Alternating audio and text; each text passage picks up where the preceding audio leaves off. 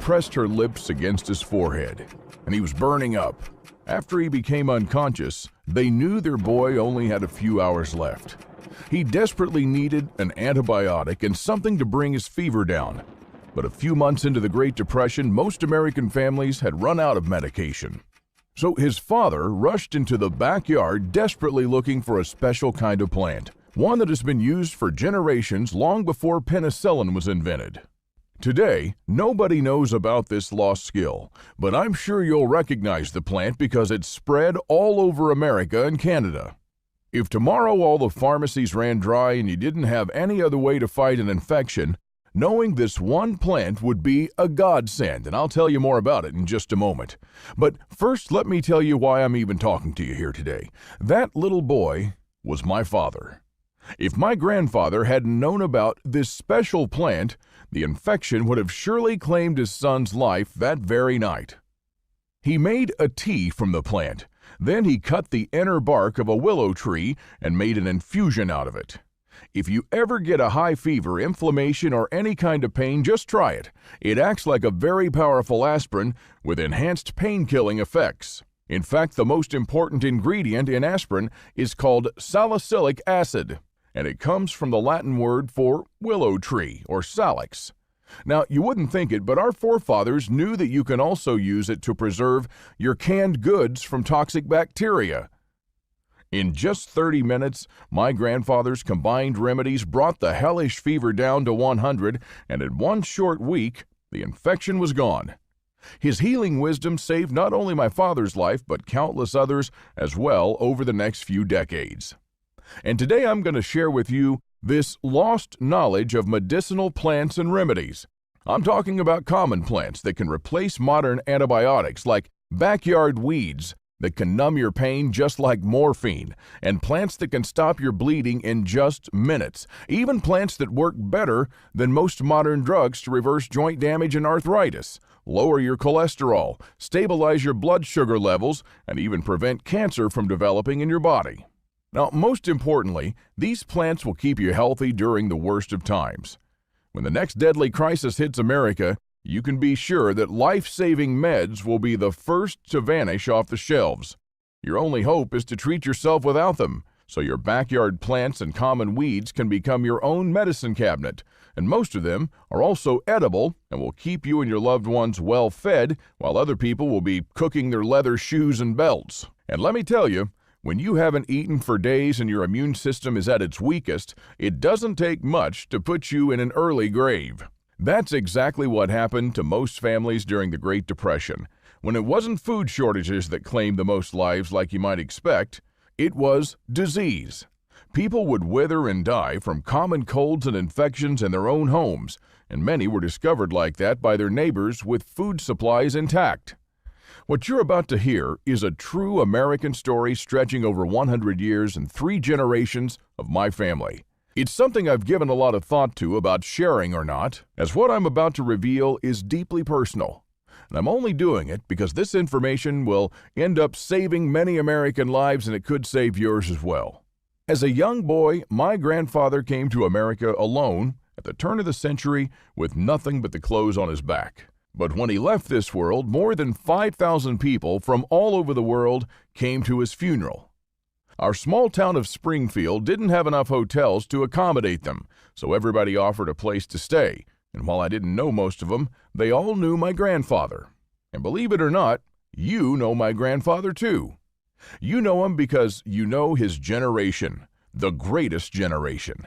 If you knew one of them, you knew all of them. It was a generation shaped by hardships and turmoil that others after them would never face again. It was a generation that had to mature fast in order to survive the Great Depression and then fight in World War II. They were willing to serve and sacrifice for the greater good. Growing up on his ranch, he would sit me down on his lap and tell me about the hard times he faced when he was my age. My grandfather became an orphan when he was just 7 years old. He was saved by a Native American woman. Ayanna found him thin as a rake, eating pokeweed fruits in the woods, which are poisonous if you don't know how to cook them. My grandfather stayed in a coma for a few weeks while the medicine man was treating him. Some healing plants and a healthy dose of activated charcoal brought him back from the brink of death. Ayanna soon took a liking to him, and because he had no relatives left alive, she decided to raise him as her own. And my grandfather recalled this time of growing up so close to nature and enjoying the happiness of a simple life as one of the best times in his life. He would go out with Ayanna everywhere, and most of the time they'd forage for edible and medicinal plants in the woods. One of Ayanna's duties was to find these plants and bring them to the medicine man. My grandfather could soon name and recognize more than 100 plants, then 200.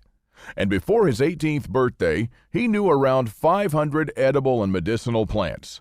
He knew where to find them, when to harvest them, and how to turn them into powerful remedies just like his adoptive mother. By the beginning of World War II, his remedies were so famous that desperate people from other states came to seek him out. Now, my grandfather was a pacifist, but he was also a patriot. He enlisted in the Army not to kill, but to save as many lives as possible. If you'd been on the muddy battlefield of Petier, you'd have seen 600 brave American soldiers carrying their backpacks and one who was carrying two. That was my grandfather, who brought his remedies with him. They converted a deserted French church into a makeshift hospital, and by nightfall, it was all full of hundreds of wounded young Americans. When the surgeons ran out of morphine, it was my grandfather who gave them relief.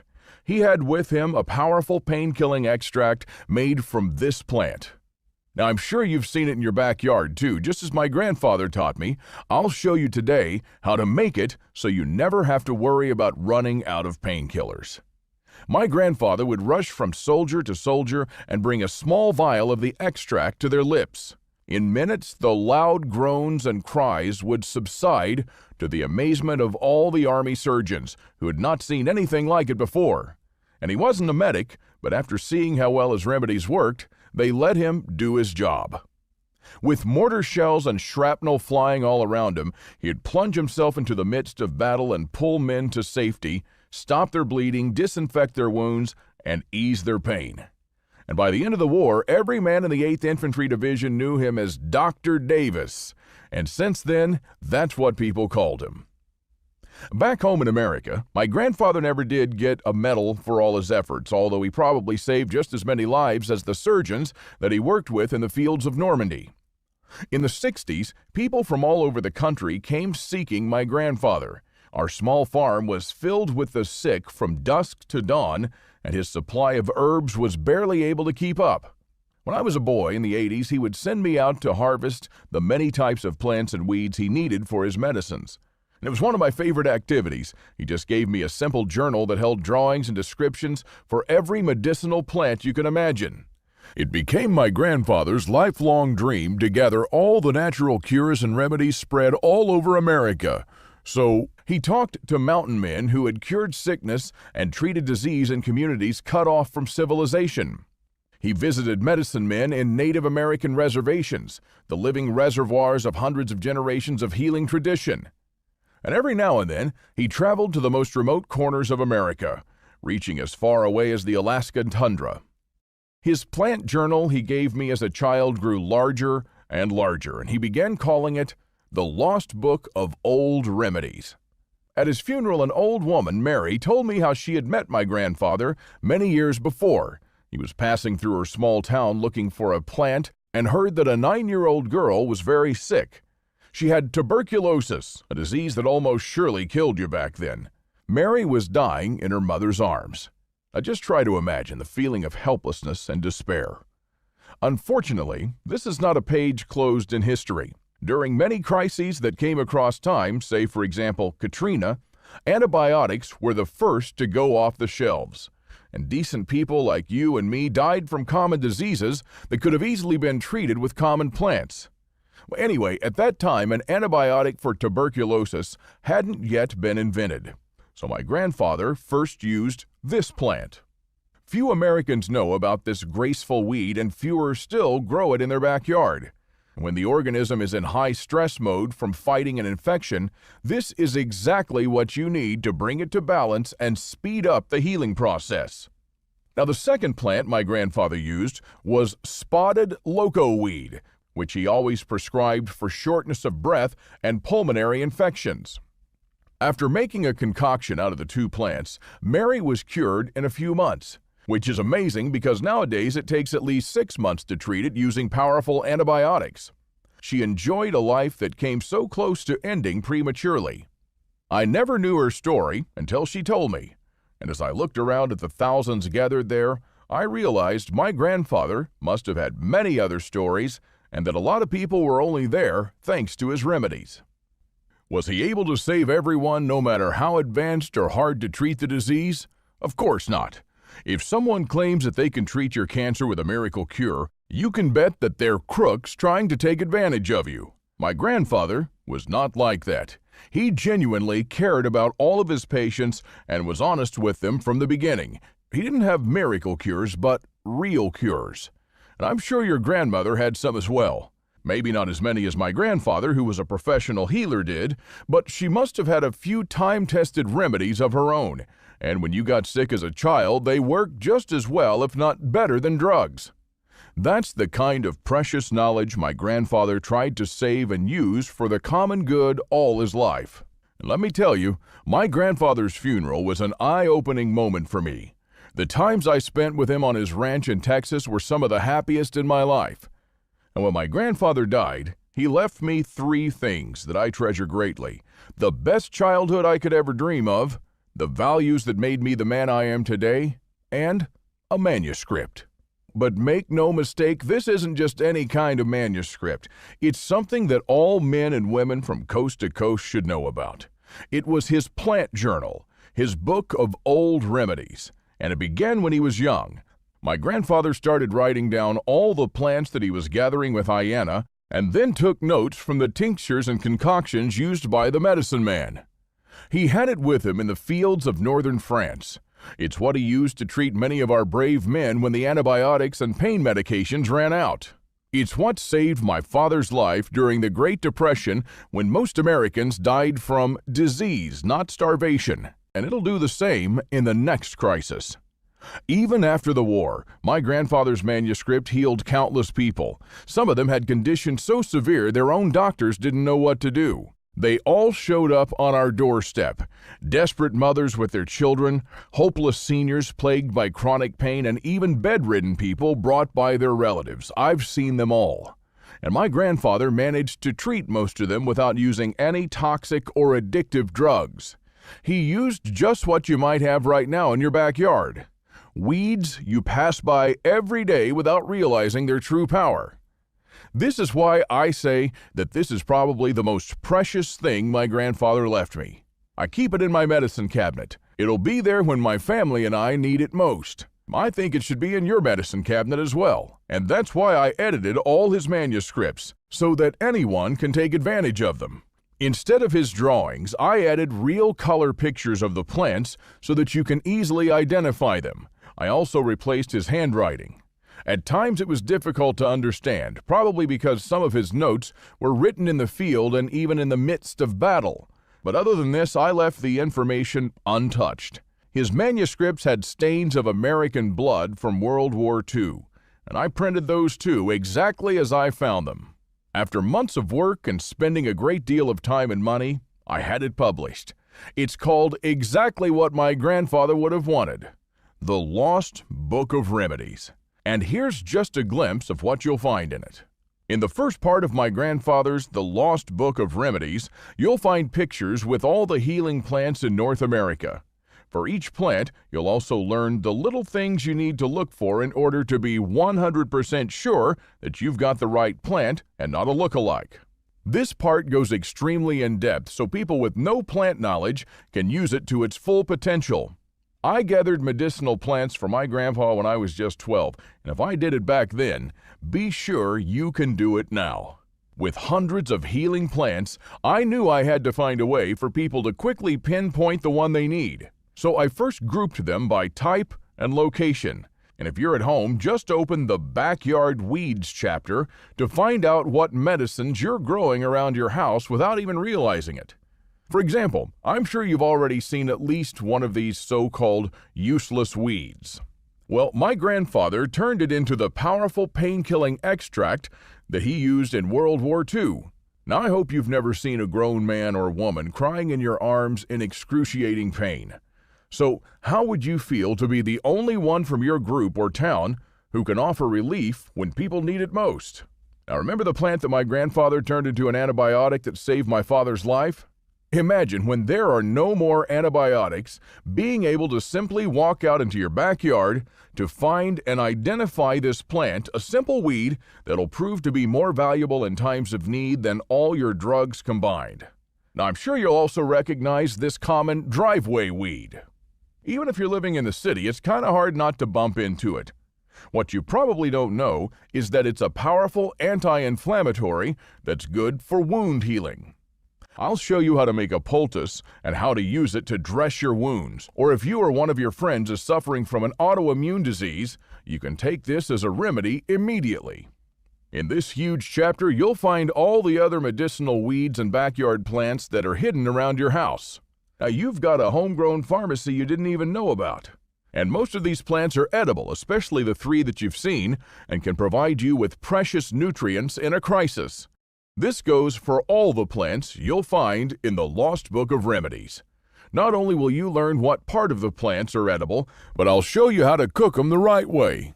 And in the second part, you'll discover how to identify the wild edibles and remedies that grow in forests. If you ever have to go out foraging, will you know which one of these plants is edible, which one is a remedy for high blood pressure and tension, and which one is poisonous? The Native Americans knew all too well, and so did my grandfather. But very few people nowadays know, so don't feel bad if you don't.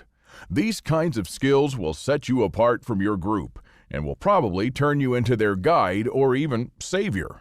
Imagine just for a second how it'll feel to be able to be the only doctor for 50 miles, and all thanks to a simple book you had the foresight to get today. I'm sure you've seen this plant too. It grows in most forest glades, and you'll discover how to use it to effectively treat not only common colds, but lung infections as well. Also, breathing in the steam from leaves that have been boiled in water will calm any asthma attack. This is why 100 years ago, people with asthma didn't die from it.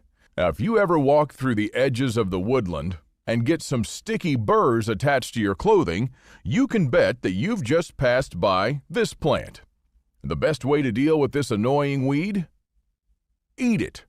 Native Americans used it as a sweetener 200 years ago, and it tastes better than all the greens I know. What people don't know is that this plant is a strong diuretic. You can take it for poor blood circulation.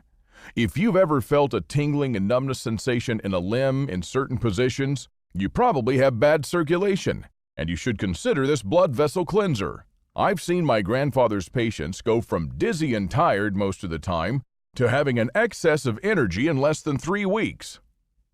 And in the third part, you'll discover how to identify the wild edibles and remedies that grow most often in the prairie. But most of them are spread all over America, like boneset, which can be easily turned into one of the most powerful antipyretics. This means that it drastically reduces fever. In fact, the name boneset was derived from the plant's use in the treatment of breakbone fever. Here's another widespread weed. The folk name of this plant is the cowboy's toilet paper. If you've ever touched its soft leaves, you understand why. If you ever get an infected wound or cut, just apply the Frontier Poultice, and I personally haven't seen a modern bandage that heals wounds faster and better than this. I'll also show you the strange reason why putting a leaf of this plant in your shoes in the morning is as good as a cold shower and coffee. A similar weed called woolly lamb's ear can be added to the Frontier Poultice to stop bleeding in a matter of seconds. This plant is high in vitamin K, the vitamin that coagulates the blood. It's the powdered vitamin that was given to soldiers in World War II to pour over the wound in case they were shot. My grandfather used it when the bandages ran out and his brothers in arms were bleeding to death. Now, I hope you never find yourself looking down at a wound that just won't stop bleeding, but if you do, be sure the Frontier Poultice is your best shot. other than being in the ICU. And if you or a loved one has diabetes or problems with coagulation or wound healing, make sure that you have this healing cataplasm around your house without delay. No matter where you live in America, there's a source of water nearby, and when there's water, there are cattails. If you find cattails, you'll have everything you need for survival: water, food, shelter, and fuel. Now, you probably already know cattails are edible, but I doubt you know how tasty they are. I'll show you how I cook them in the field and at home, and how to turn them into flour. But probably the most important and least known thing about the cattails is the jelly-like substance that grows between its leaves. My grandfather prescribed it for most severe skin infections, and let me tell you, it's nothing short of a miracle. I've seen abscesses the size of a small plate healed in just days. And this gel is also one of the best cures for nail and foot fungus. Now, on a different note, this gel is the only part of the cattail that is widely considered to be inedible. It's not poisonous, so why? Well, because it has a powerful numbing effect on moist tissues and has been used as a Novocaine substitute. Yes, it's an anesthetic that you can use in many situations. When the pioneers were hit with a ravaging toothache, they'd just go get their jar of cattail ooze and rub it around their gums, and the pain would subside in minutes. Another part of the Lost Book of Remedies comprises all the medicinal and edible trees in North America. One of the things you'll find here is the ultimate survival tree that grows on almost every street in the U.S. I call it that because you can use the sap as medicine, its flowers as sleeping pills, its leaves as food, and the inner bark as cordage. Now, you don't need much more than this to stay alive, but only a handful of people still know this lost skill. So if you're an old-timer like my grandfather, get ready to use this intelligence for its full potential. Do you recognize this tree? You might have even scraped yourself on one of its thorns as a child. The Native Americans cooked its honey-sweet pods and ate them. The sharp young spines were used as pins, nails, spear points, and animal traps during the Civil War, when the South suffered many shortages. According to a recent medical study at Michigan State University, the flowers of this tree strongly prevent spreading of prostate, breast, colon, and lung tumors. You'll find all these things in the Lost Book of Remedies. Really, there's too much to say here. There are hundreds of plants you'll find in my grandfather's book, and you'll learn how to turn them into powerful cures. Medicines had all originated from plants until companies started making synthetic versions. This forgotten wisdom should be brought back to life, and today is your chance to play a role in doing that by putting the Lost Book of Remedies where it belongs, on your bookshelf.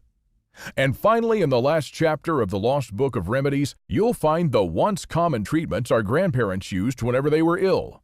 These are the cures of my childhood, and if you've been here a while, maybe yours as well.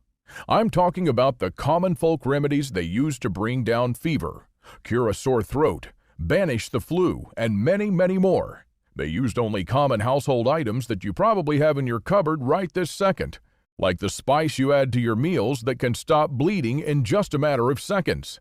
You'll also discover one substance you probably overlooked and should add to your medicinal kit or stockpile. This detoxifying agent kills parasites and viruses in the digestive tract.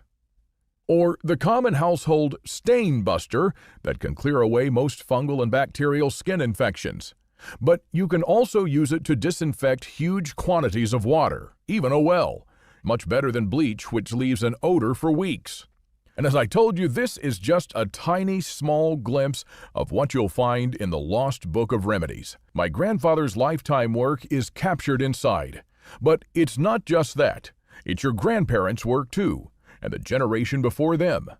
Over hundreds of years, they conducted the longest, largest, and most honest clinical trial ever, one that pharmaceutical companies' self-funded clinical trials rarely match.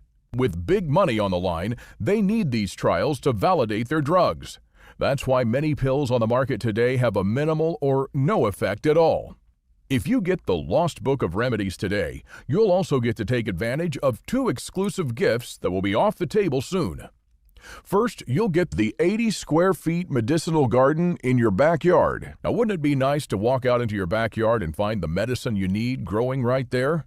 If you think about it, 80 square feet is a small piece of land. It's only 10 feet by 8 feet. No matter how small your backyard is, you can grow your own natural remedies there. I'll show you how to make a raised garden bed just like mine, with the most effective medicinal plants you need, and how to plant and harvest them. You'll have the ingredients for my grandfather's remedies within reach, so your medicinal garden will stand toe-to-toe with any conventional pharmacy.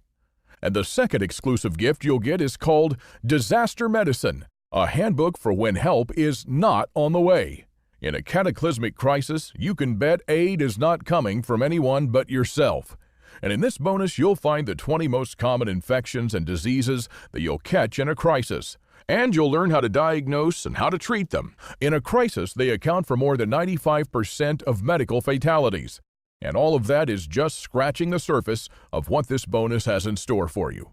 So if you choose to place the Lost Book of Remedies on your bookshelf, you'll also get these 2 exclusive bonuses that are worth $29 apiece for free. And unlimited access to the members area, where you can ask me anything at any time. I'll be there to answer your questions and help you if you need any clarification on anything. With the Lost Book of Remedies, you'll also save money on health care. Just think how much you spend each year on drugs. The average American forks over about $800 every year on pills. That's like a $66 recurrent subscription every month, for life. And it gets more expensive as you age. Furthermore, a 15-minute consultation with a general practitioner will set you back around $100 with insurance and $200 or more without it. But I didn't want the Lost Book of Remedies to be anywhere near that. I know I could charge a lot more than a 15-minute consultation, and it would still be a bargain. But I know my grandfather would want to see it in the hands of as many people as possible.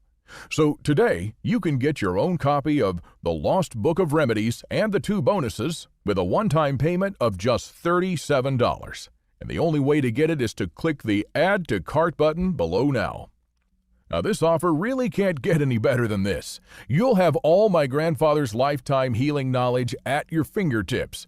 And with it, you'll not only secure your peace of mind, but also your free healthcare insurance for the next few decades. The Lost Book of Remedies will help you achieve medical self-sufficiency even in the darkest times, using the time-tested methods used by our grandparents, and all without spending lots of money on toxic drugs and without any side effects. So how great will you feel when you're no longer at the mercy of Big Pharma and can start treating yourself or your loved ones naturally, the way it was supposed to be? At the same time, the Lost Book of Remedies will be like having my grandfather care for you and your family in the next crisis.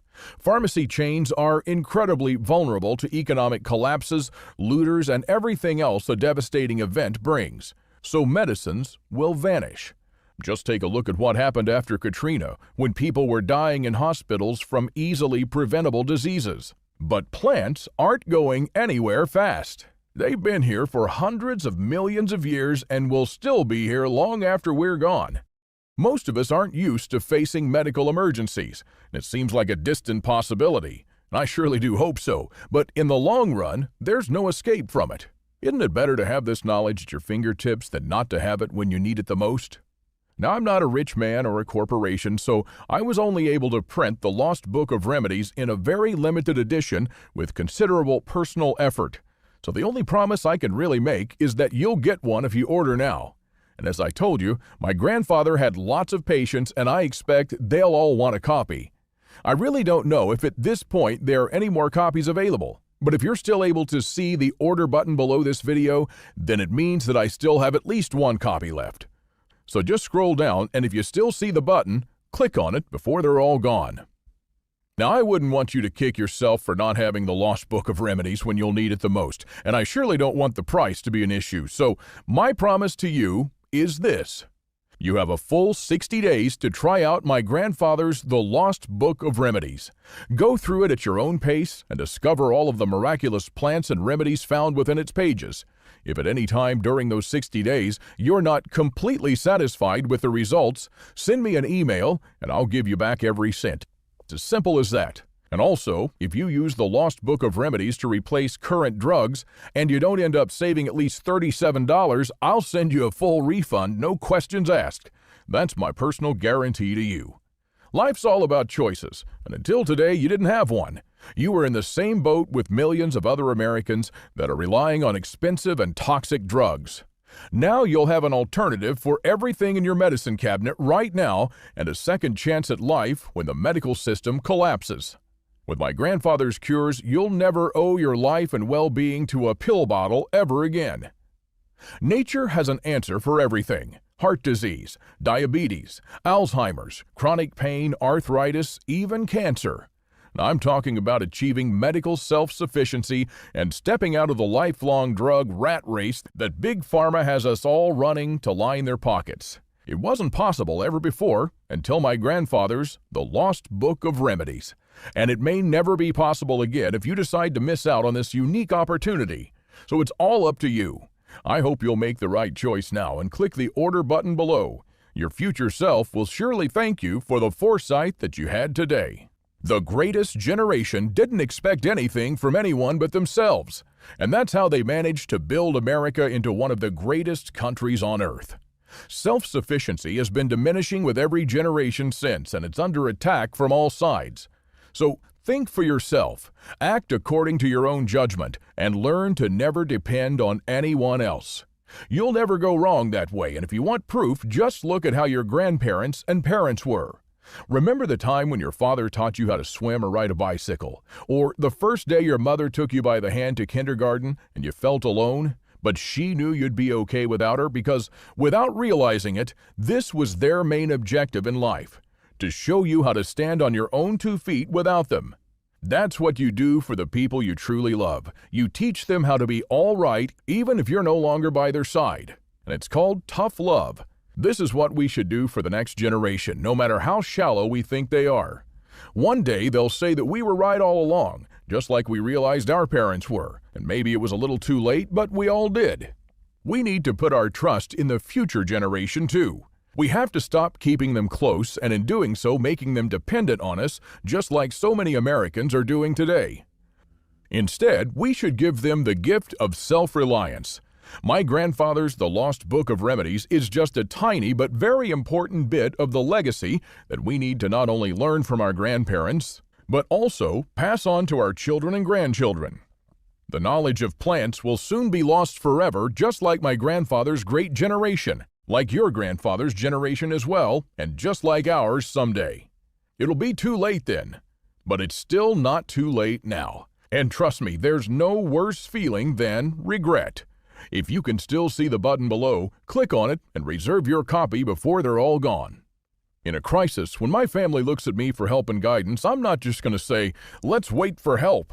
No matter how ugly things get, I'll still provide security, shelter, food, water, and above all, medicine for my loved ones. Because if you don't have your health, the rest is useless. And when it hits, don't expect the government to come rushing to your aid. There are many millions of people in that line already. A great president once said, "The 9 most terrifying words in the English language are, 'I'm from the government, and I'm here to help.'" Our forefathers didn't rely on Uncle Sam's charity and prospered anyway. In fact, they did better than most of us today. They were self-sufficient and had everything they needed to survive, from foods in their pantry and cellar to natural remedies in their cabinets. Now, you may be thinking that there were some phony folk remedies as well that didn't work, and sure, there have been a few snake oil salesmen back in the day. That's why my grandfather researched and tested extensively every single one of the cures he discovered. Only the very best made their way into the Lost Book of Remedies. And just like my grandfather before me, I've done everything in my power to save our forefathers' cures in the Lost Book of Remedies. I'll meet you in just a second on our secure checkout page so you can rest assured that your data will be safe. I've made everything there as simple and clear as possible. All you need to do is fill in your details. And once you do that and click the yellow order button, I'll personally make sure you receive your very own copy of The Lost Book of Remedies in a few days. You'll never need anything else to stay healthy and cure whatever ails you right now or in the future. So just keep it close on your bookshelf and consult it regularly. Thank you for watching. God bless and good health.